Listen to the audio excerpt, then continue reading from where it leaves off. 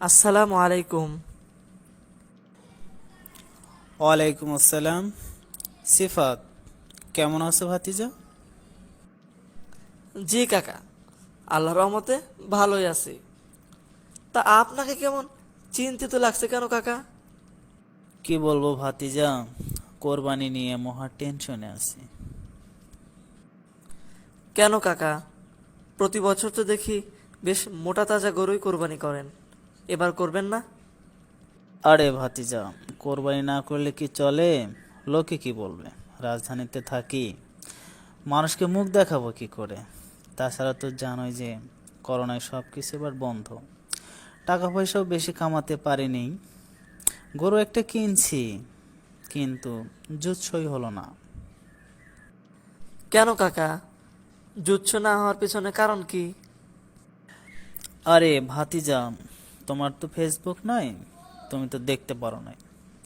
আমাদের গ্রামে শিহাবুল ডাক্তার, সে গরু কিনে ফেসবুকে স্ট্যাটাস দিয়েছে যে আমাদের গ্রামের সবচেয়ে বড় গরুটা নাকি তার।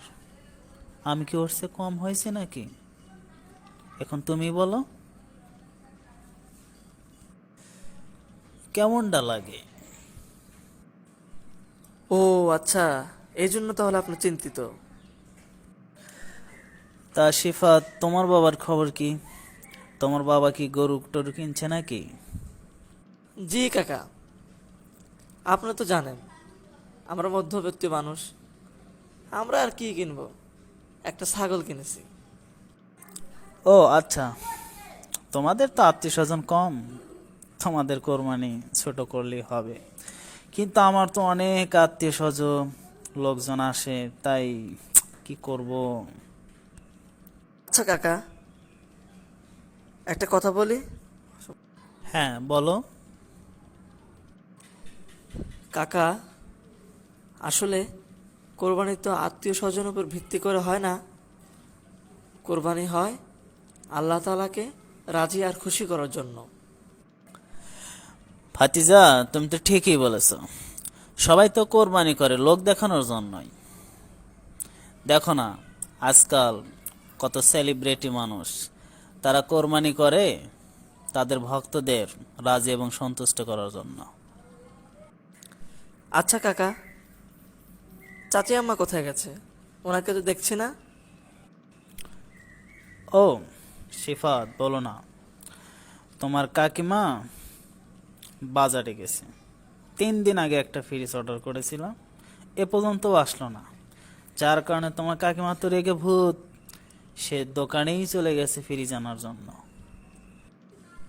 আচ্ছা কাকা, চাচিমা যেহেতু নেই, তাহলে আজকে উঠি, আবার দেখা হবে। আর আপনি এত চিন্তিত হওয়ার কিছু নেই। আপনার সাধ্যের ভিতরে যেটা পেরেছেন সেটাতেই আলহামদুলিল্লাহ। আরে ভাতিজা, তুমি কি বলো? প্রত্যেক বছর আমাদের গ্রামে সবচেয়ে বড় কোরবানিটা আমার হয়, আর এবার নাকি শিহাবের কোরবানিটা সবচেয়ে বড়? এটা কখনোই হতে পারে না। আমি গরু আর একটা কিনবো, এবং আমার কোরবানিটা আমাদের গ্রামের মধ্যে সবচেয়ে বড় কোরবানি করব, ইনশাল্লাহ। প্রিয় শ্রোতা, এটা কি কোরবানির মূল উদ্দেশ্য হওয়া উচিত? মোটেও না। পবিত্র কোরআনে আল্লাহ সুবহানাহু ওয়া তাআলা বলে দিয়েছেন, লা ইয়ানালাল্লাহু লুহুমুহা ওয়ালা দিমাউহা ওয়ালাকিন ইয়ানালুহুত তাকওয়া মিনকুম। কোরবানির রক্ত, মাংস, হাড্ডি কিছুই আল্লাহর দরবারে পৌঁছায় না, পৌঁছায় শুধুমাত্র তোমাদের তাকওয়া। সুতরাং আমরা কি ইব্রাহিম আলাইহিস সালামের মতো তাকওয়া অর্জন করতে পারি না?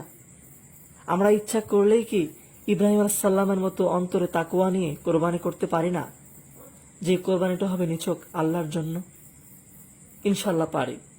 তবেই হবে আমাদের কোরবানি সার্থক এবং আল্লাহর কাছে গ্রহণযোগ্য। তবেই হবে পৃথিবী শান্তির ও সুখের।